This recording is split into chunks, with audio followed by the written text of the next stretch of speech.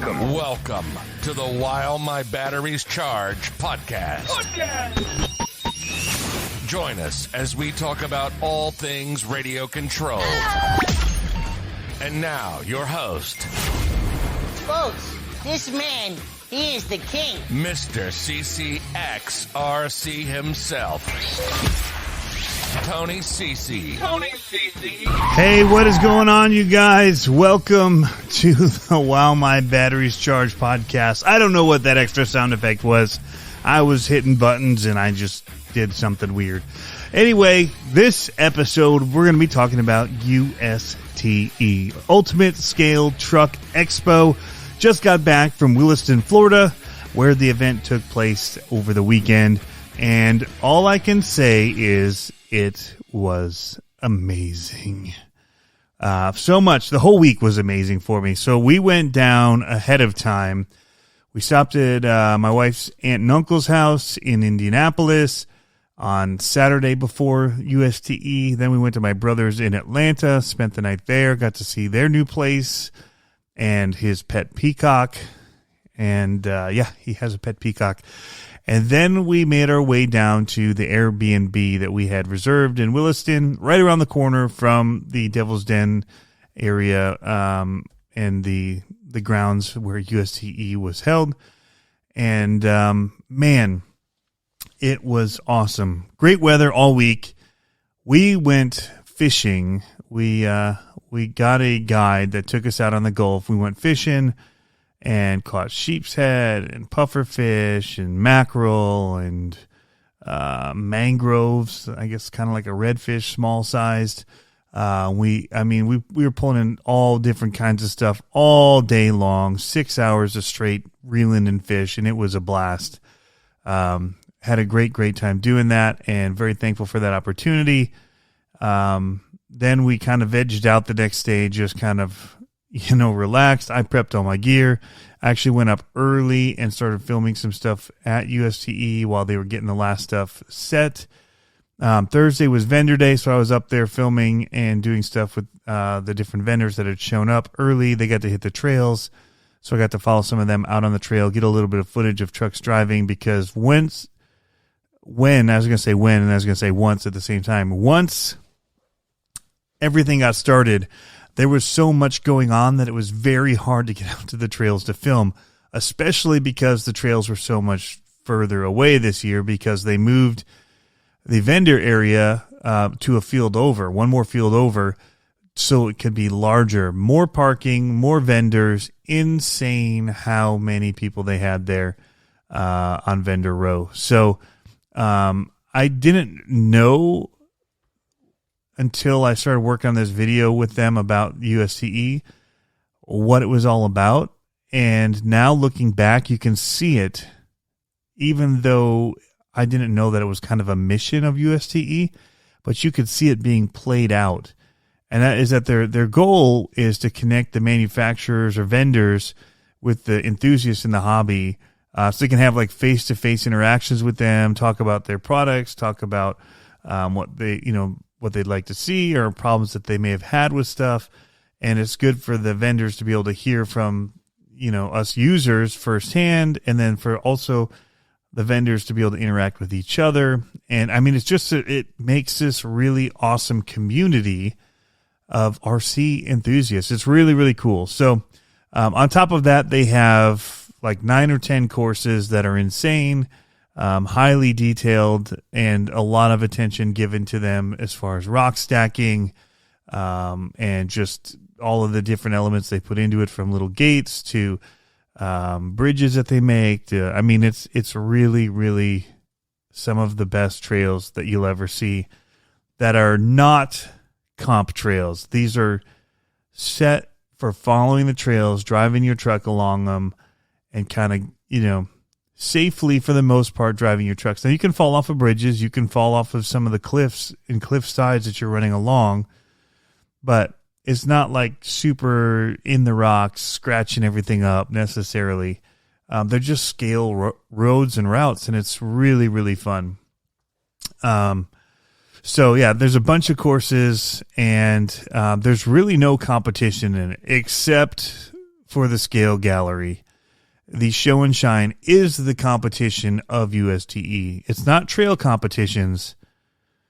It's building competitions, because this is really for scale modelers, people in the hobby that want to take their builds to the next level as far as realism. And I'll tell you what, some of the stuff that was happening this year was next level. This is the second USTE that I've been to. I had a break in between when we moved, so I was there in 2021, and it felt twice as big this year as far as how many people were there and the size of the vendor row. It felt at least 2 times as big, and it already felt big the year before. But it doesn't also feel overwhelming. Some people just want to come and do the trails, and so they bust out to the trails as soon as they can. And the area that they have the vendors set up is so big now that you don't feel just completely crowded and like people are in your space. There's plenty of room to kind of have your own space, which is really cool too. But it does make it hard for me as a filmmaker to try and show how many people are there at one time, because there is so much room for people to spread out either in the parking lot, or they're set up tents at their cars to work on their trucks, or have all their stuff set up. And but yeah, so it's unreal how much is going on. And I felt it firsthand because I was trying to capture it and film it. I was there to film. That's why I went to USTE this year, was to film and help make them a video about what USTE is. It's not necessarily going to be a recap video of 2023 USTE, and they may, have it set up as that in the titling or something. But the goal as I was filming the video was really to capture the essence of USTE, regardless of what year you come, like what you feel when you come there. And so that's kind of what I was going for with my interview questions, and also the footage that I was shooting. But I'm also trying to show all the different aspects of it, because if you come and you hit all the trails, then you've missed out on something else. And that may be your goal. You may just want to come because they set up such amazing trails, and you may just want to run trails all weekend long because it's only available during USTE. Those trails disappear. You're not allowed to run them. They become trails that cows and pigs graze and do whatever on this farm. So it's not open to the public to just run it year round. They're set up with this one goal in mind of doing USTE, and then it's not available. So it may be that you just want to do that. But then you're missing out on a whole bunch of other stuff that they've set up for people. And it may or may not matter to them. That may be all they want to do. But if you want to get the full experience, you can hit, and especially if you can come multiple years, you can hit a couple of trails, have a great time. They're miles long. Like, there's miles and miles of trails. You could go and hit some. You can come back and they've got classes. You can learn how to weld, TIG weld. You can learn how to do metal mashing like Metal Masher does to make bodies. You can learn how to solder. There's painting techniques. There was like scale figure building and, scale item building techniques. There was scale garage weathering and patina stuff that you could learn. And these are from some of the top people that you're watching and seeing do these kind of things, either through message boards or groups or social media or YouTube. You might be following people on there and what they're doing. And these guys are the ones that are teaching you how to do it. And it's amazing opportunity that you have as part of your entry into the USTE. It's more than just riding trails.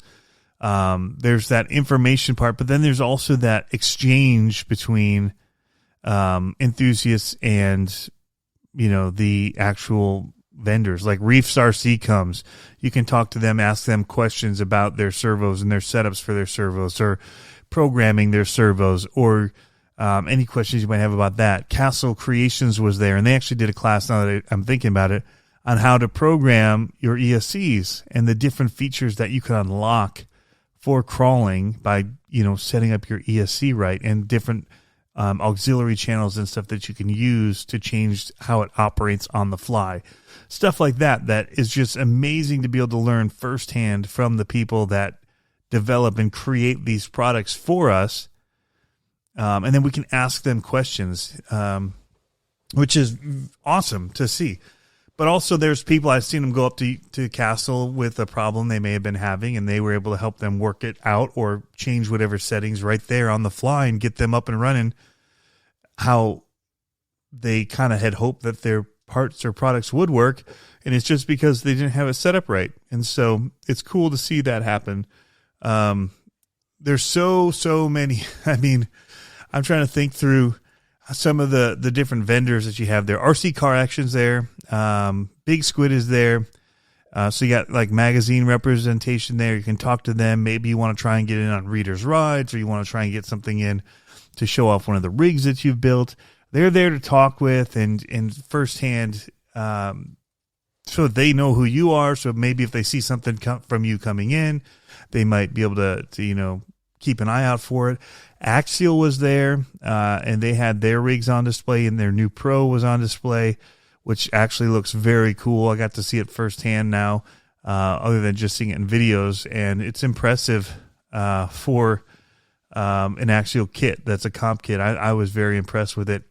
Carry All RC, Crawler and Customs was there, and he and 110 Rod Shop had these 1/10 scale semi trucks that were insane this year. You have to see them to believe it, because they're so much bigger than the already big semi trucks that are 14 scale. The 10 scale are massive in comparison, and definitely command some respect when you see them. But some of those semi truck builds were the attention to detail, putting little weld marks and different things on the things, so it looks like they're actually welded together, parts on the trailers. And the detail this year, especially compared to 2 years ago, is on another level as well. We saw things like working power windows on one of them. We saw dipsticks for the engine that they have, the scale engines and stuff. You can pull out the dipsticks. Unbelievable detail that people are putting into the scale replicas that they're building as RCs, where you don't see any of the electronics or any of that stuff. They've hidden all of it away. I don't even know how they do it. It's like magic. And then, people like Jeremy Kilburn will actually take his out and trail with them, like on the trails that year. They put in all this time and effort for this one event to really wow the socks off of each other, partly, because they're all buddies and they're competing against each other, but they're also kind of wowing each other. Like it's unbelievable what they're able to create and come up with. And it's almost, I don't envy the judges, because there are so many really, really good ones that it's so hard to even notice all the details, because there's so many that to really look at all the trucks and look for those details. There's some where you can quickly see it's missing a detail that others have, and kind of write that off a little bit as far as awards go. Not necessarily, it's still an amazing, amazing looking truck. But what they're looking for at this point with USTE is on a whole nother level. You've got to have certain elements, or that, it's immediately not even up for contention anymore, So as you watch them, they're laying down, looking under things, and they're looking for the little details that is going to set one apart from the other. If they both have, say, dipsticks in their engines, so where does one shine over another? And unreal. The one with the working windows was mind-blowing. The Toyota Land Cruiser that he built, I believe it was a Land Cruiser. And he had two of them. He had a white one that didn't have the windows and stuff that went down, and the other one. And I think they both won awards. But again, next level builds. Then we had, I could talk about this stuff for a while. So that was a long thing. They had I call them dioramas. They call them dioramas. But they had them little vignettes. And so most people, I think, were thinking 24 scale. So there's a lot of garages, or one built a gas station, Shell gas station. That was pretty cool. And then there was this lady that showed up with a 24 scale one. And it, again, next level. Trees. It had this whole like stilted house on a river, and everything just about except for I think a couple animals was handmade. And those animals, I believe, were 3D printed. Very few things were 3D printed. Most of it was handmade.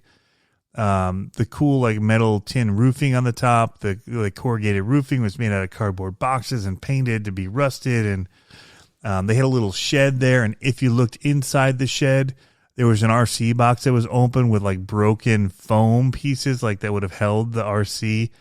That was shaped like around an RC. I mean, insane details that they went in. They had two 24 scale trucks on the trails, like parked up, one under a house like thing, and then on the other side, like it was on a trail. But the trees were all handmade. So much of it was handmade, and it really, I mean, it floored me to even look at it and see all the detail that she put into it over months, because she knew there were good builders there. It was her first time attending USTE, and she walks away with a best of show diorama that was, you know, detail wise way more complex and things because of building the little houses and the sheds and the multiple buildings and trees, versus just having like 3 walls and then kind of building out a garage or something. Which those were still impressive. Don't get me wrong. I was floored by some, like the work that Josh from RC Every Day does on his with weathering and all that, and the little details that if you're really looking and you pick up on. Very cool. So Jeremy from Big Squid had really cool setups with like a Hoonigan / part of a garage, a Batman, and the DeLorean. So he had like 3 little vignettes in his. There's one that had this little campsite thing with like a little running water, with a little pump. That was pretty cool. I think that got overlooked by most people, the little running water piece of it. But yeah, I mean, it was pretty cool. But the 24 scale one was definitely a jaw on the floor kind of, I can't believe this, you know, when you're looking at it in the entirety of everything, and then she drops this on us. It's like, whoa. So it'll be interesting to see, though, if more people go with the 24 scale, or if we're going to still kind of keep on theme with, you know, fitting on their tables and being 10 scale ones, or if people will go more that other route where you can go all in with trails and trees and picnic tables and in that smaller scale of a little vignette. So, or if they'll break that up, because you really do have a whole lot more that you can do, I feel like, in that world. And so I wonder if next year they might break it into 2 groups or categories, because of there's a lot more room to have wow factor, I feel like, in the 24 scale one. So I don't know. I'm not trying to say that, you know, one way is better or worse. I'm just thinking about all the possibilities of what you can do with 24 scale on the same amount of space, but which just means more detail, more time, and a whole lot of things. So, yeah, I'm curious how that'll go moving forward. It was open to definitely having it, and, you know, all within the rules, and she did an amazing job. So, Drift, there was a whole on-road kind of awards, and there were some really sick-looking on-road cars there. From the Red Cat cars that they have out now, to the Rat Rod that Josh from RC Every Day did, to the Drift cars. Drift cars, they're also very scale with their builds. So it's cool to have that element also on display, and they're able to set up drift tracks pretty cool with little platforms to run them there right on the grass. By building it with 4x8 sheets of plywood with tile on them and stuff like that, in order to, you know, create these cool drift tracks. And then RC Supremacy was there and had a little mini drift track set up with these little mini rollout vinyl mats that he has with streets and all this graphics on them that make for really cool drift setups that they even sell if you wanted to get. So they were selling mini drift stuff, and then there was so much stuff going on. Operation 11 Charlie was there, and they had the veterans there, and they were doing some cool stuff with them and getting them out on the trail. J Concepts was there with their new Corvair body that looks very much like the Matt's off-road recovery. Well, because he's using a Corvair, but they call it the Morvair. So I have a feeling we're going to see a lot of people making that Morvair from Matt's off-road recovery out of that body. It'll just be clear when it's sold, and so people can do what they want. And I have a feeling it's a very popular YouTube show to watch, and I have a feeling that a ton of people are going to do that with theirs. And they had the new 2.2 Landmine and Tusk out, and I'm a big fan of both those tires in the 1.9. I know they've got them in the larger, I don't remember what size is the CCx6, if they're 2.9 or 3. I don't know what size that is exactly, but the larger size for the CCx6, they already had them, but now they dropped them in the 2.2. They also have a new Ford and a new Chevy like comp truck body. They're tucked front and rear. That was announced this weekend. FMS was there. They had a pretty big spread, and they were sponsoring the 24 scale stuff. So they had that little 24 scale course set up with awesome bridges and trails and all that right in the middle of the. You don't have to go out to the trail to run them. You can actually just sit there the whole time and run them right in the middle of the vendor area, and that was cool. And then in front of that, they had a little monster truck for the Max Smasher by FMS that they did races on, like drag racing, and they eliminationed it out with brackets until they had the last two people who did race for a winner, but they both got to keep the truck that they ran. Or choose, the winner got to choose which one they wanted, I believe is how it worked. But they both walked away with a Max Smasher, which was cool. And then Jack's RC Recycle and Repair did something very similar with the 10 scale, and they built up two exact same trucks to race on the vintage buggy track, which was the day before. So the Max Smasher and the other race were on Sunday.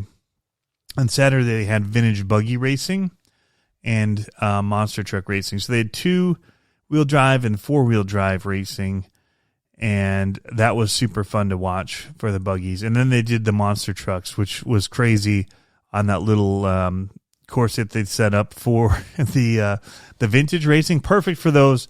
For monster trucks, they had way more speed than they needed, but the people that were able to keep it under control and keep all the wheels on the ground and going forward and in the right direction did the best.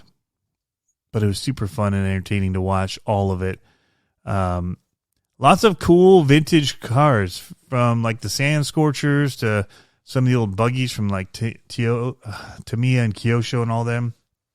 Really neat to see them racing them. And I ended up picking up a Sand Scorcher from Scale Rat, who I'd been eyeballing that thing all weekend. Like I said, I was filming, so I kept filming trucks that were very cool, and lots of detail was paid attention to detail, and I kept getting drawn and sucked into that one, and I found out later that he was selling it, and so I ended up buying it off of him on Sunday, and am very, very excited to have it in my collection. And yeah, I love the weathering job he did on it, the dusting and all of that. Looks super good, very vintage paint job on it, and they're just a cool buggy in general. Just the metal chassis and all that they come with it's a very, very cool Tamiya.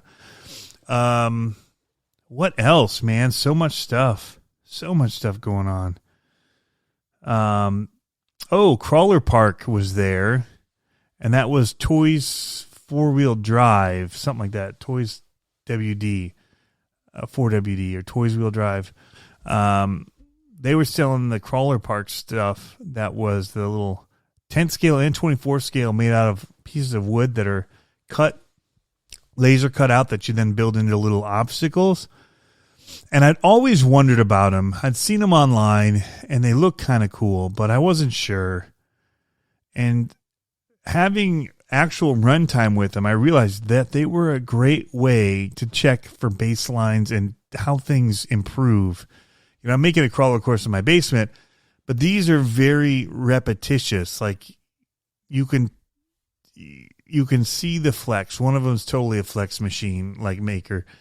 You can see if the truck flexes or not. Another one is you can see its uphill climbing capability or descent capability. See how your weight balance works. See how different tires help you maybe climb it. So it's really, really cool to have that as a little tool that we can use in making unboxing videos and upgrade videos and see how changes make it better or worse when you throw it on the same obstacle. And with the course, it's a little bit easier to find different lines and do it. This is going to be a whole lot harder to just, I had a good line or not. Like you can get your wheels on it not very many different ways and try to conquer it. So that's pretty cool. The trails this year were amazing. I got out on them briefly on Thursday with some of the guys from Big Squid and others who went out. And there was like a whole Chevy group, like a square body group that went out. And so got to film that, and that was fun to watch them drive those. And then I got out with Joe from Expo Caged and Jeremy Kilburn and a couple other guys. And I was mainly filming there too because they were very dollhouse, very scaled out, and weren't Lexan or anything like that. They were very, very nice builds, very thorough builds. That checked off a lot of boxes of what USTE is about, and that's the kind of stuff I was trying to cover mainly, were those type of vehicles for the video, to really show people where the inspiration comes. Yes, there's the trails and there's a whole bunch of stuff, and there's all different layers of building or levels of building, but I mean the scale modeler and the people that are definitely looking to make theirs look scale is what it's really about in the end. And so even if it's not you that does it, that's what you come to look at and to see what other people have done. And that's half of the draw of the event, I feel like. So, yeah, got some footage of that. Got to run with them a little bit. I just brought my Phoenix, which is, again, there's all different levels of builders. Mine was a box stock, ready to run Vanquish Phoenix that was brand new announced because I haven't got to drive it on anything but snow and an indoor course here. So I wanted to get it outdoors and just play around with it. And so I had very little runtime with it while I was there, but I did get out on a trail and ran maybe a quarter of it because half of it I was just kind of leaving it to the side while I filmed, and then I just kind of shortcut my way to myself and then run a little bit of the trail and then film the guys. It's really, I was out there to film, and so that's what I was doing. And the little driving I got was a bonus. But yeah, there was so much going on. The semi-trucks were beautiful. Like I mentioned earlier, 110 Rod Shop and Crawlers and Crawler and Customs had awesome 110 scale ones. But there were so many cool different ones. Sean from Sean's RC Adventures had a really cool little tow truck rig or tow rig that was all decked out, and we got to watch him drive that. Got to meet him for the first time. Him and Tony drove down from the Northeast there and got to meet them both. We all chat online and on YouTube and different things, and so it's cool to see people that you've never met before in person, to meet them in person instead of just on a screen and chatting and talking. We all already feel like you know each other, so it's just a really easy way into it. So that was really cool to get to see them. Again, I was pretty busy, so I didn't get to spend a whole lot of time just chatting and shooting the breeze with people like I would have loved to have had. But, I was there for a purpose, and I was there to work, and I was working my tail off whenever I could. And I think it showed. People kept saying I needed to sit down and take a break, or you need to stop and eat. I needed to get some water where you can. But Yeah, I mean, the days go quickly because it's only open for the public from like 9 to 5:30 or 5, and they shut down, and at the end they do like some giveaways and different things like that. So much stuff is given away. I need to mention that. The giveaways are insane. Like, there are so many things that are given away, it'll blow your mind. But and that's a bonus again. You know, people are saying that they pay, you know, it's not cheap to come if you come for the day or if you come for the weekend. But it's probably one of the best, if not the best, RC event that you could go to. And so what you're paying for is you're paying for the quality of it. There's a lot that goes into it. So they put a lot of time and effort into it, and it's a year-round thing for them to work on, to just have it run for the 3 days that we're there. They're working on it nonstop, trying to lock down vendors to come in so we can hang out with them, talk to them. Scalar Fab was there again. They've been there over and over and over. RC Hobbies Orlando, Nick Barber, Red Cat Racing. Yeah, I mean, just so many people. Make It RC, got to meet them there. They have an awesome YouTube channel as well. Expo Cage, which I mentioned earlier. GCM Racing was able to be there again after all this crazy viruses and all that kind of locked down the world for a while. They were able to be back. Awesome to meet them. Great guys. Definitely passionate about these trucks. And their builds are very, very good, and what they offer for people to improve their own builds is insane. Their new Bronco stuff and chassis are beautiful. They're a thing of beauty, man. But yeah, I'm trying to think. I didn't get to see the Basher Park so much.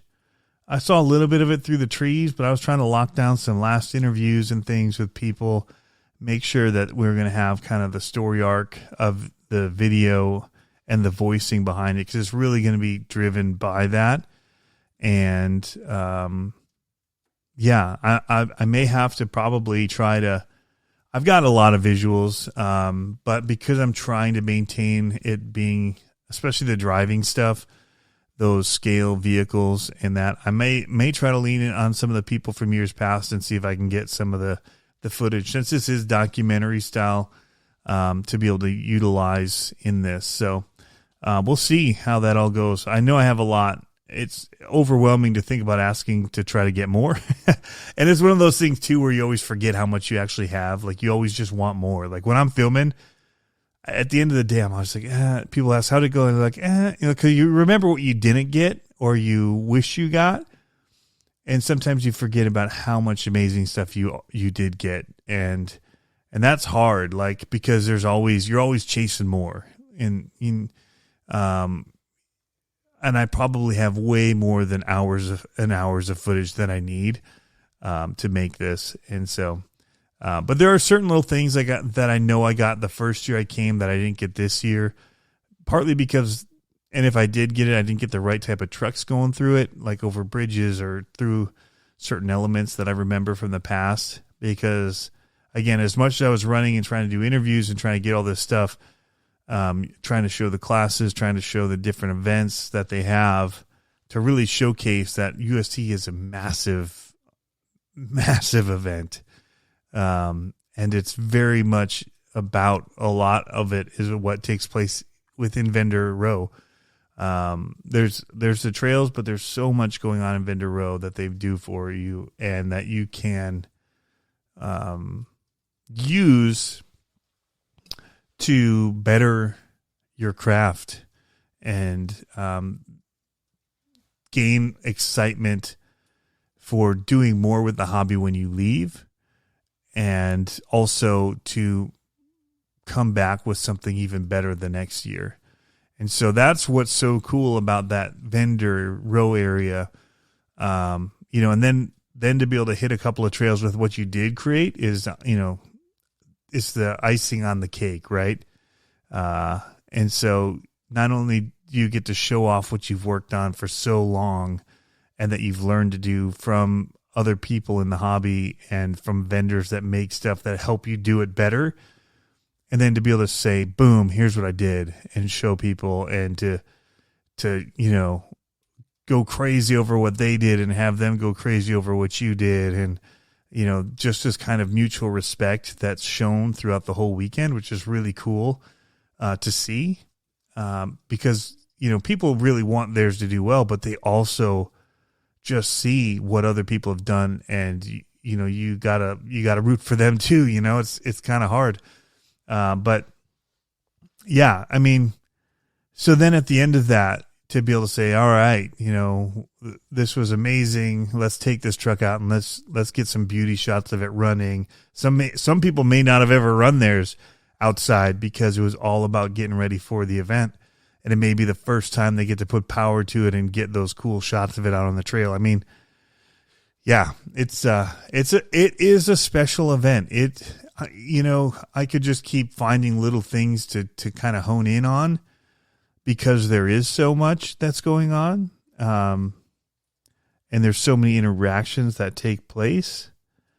But I mean, overall, the camaraderie that happens, the laughter, the time spent together out on the trails, the time spent together at tents, just talking or learning or asking questions. Like I've really been into the 1/24 scale stuff. It's no shocker to many people that have seen where we've gone with it in the last year since moving to Michigan.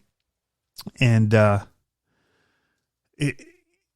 Hard Park Crawlers was there and had some really cool stuff. And so as I was interviewing him for other stuff, I was just kind of asking about some of the things that he's doing with his builds, and learned so much about the way that they are doing comps and different things, and how they run their trucks, which is the opposite of how we set ours up. And it's super cool to see. Like, I don't know who's right or wrong or better or worse. I guess it depends on the course you're driving on. And, if you suit it for that, then you're best off for what you're doing. I don't know who's just more in the middle, where if you both go to something where you don't know what it's going to be, who's just going to perform better.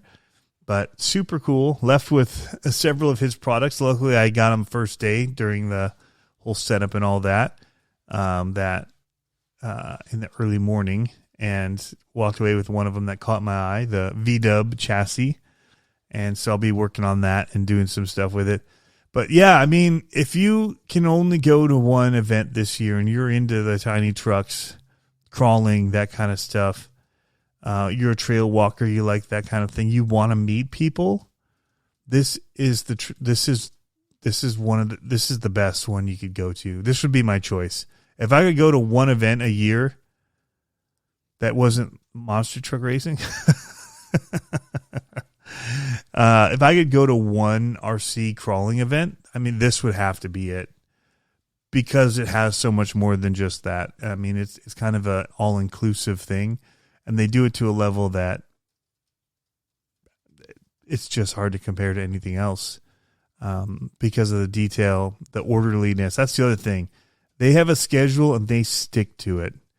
There's no hemming and hawing. Like, you may miss something if you get there late, because if it's on the schedule, they stick to it. And it just keeps things moving. Very much about order. And you see that with the way the trails are built, the way everything's set up, and down to parking the cars. Like, it's not like just willy-nilly go where you want. It's, nope, come down. We're going to park everybody as they come in. That's where you're going to go. And, try to keep things organized, keep things moving, so that we're not like making weird rows places because people want to park wherever they want to park. It's very organized, and it's one of the best run events I've been to, because they know how to do an event. That's what it comes down to. Some people know how to do it like to a level that is, you see the difference, and that's all I can say about it, is you see how different it is. There's a lot of great events, but there's something different about this one, and it's special. Anyway, guys, I can't keep rambling. I could, because I'm a rambler, especially when I get into this podcast mode. I don't have a whole lot of notes. I'm not a very note-driven person. I am not that orderly person that USTE is. Kind of not good at calendars. And I like things to just happen naturally, and that's how I film. That's how my work goes for that. So I hope you guys enjoyed this, and we'll catch you next time.